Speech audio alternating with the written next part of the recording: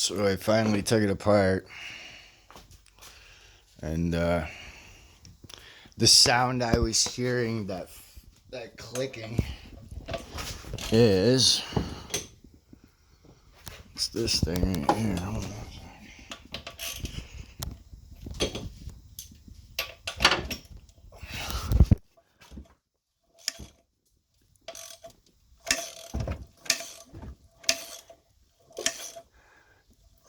It's probably stretched. That's slapping the base and the top guard. So chain's a little stretched.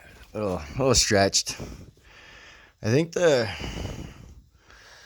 primary chain's probably good, but I'm gonna change it out too.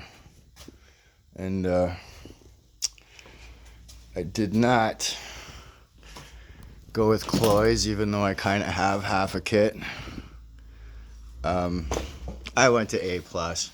I'm just gonna throw some A+. Fucking, I mean, it's $400 more for cloys, and it's $200 for this. I mean, you can't. I don't care.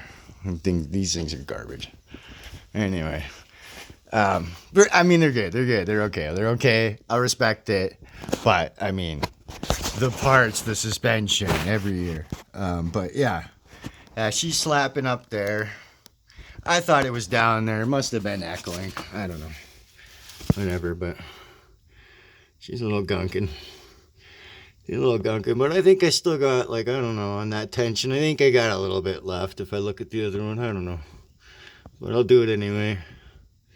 These sprockets are only probably 4 years old, I think. And then primary chain, or timing chains, it's only a year old. I think it's only a year and a half. Yeah, so that's how long. Yeah, when you beat the fuck out of them, I guess. But that's it. That's all it was the top. So pretty simple. That was an easy diagnose. But anyway, have a good one, guys. Fuck y'all.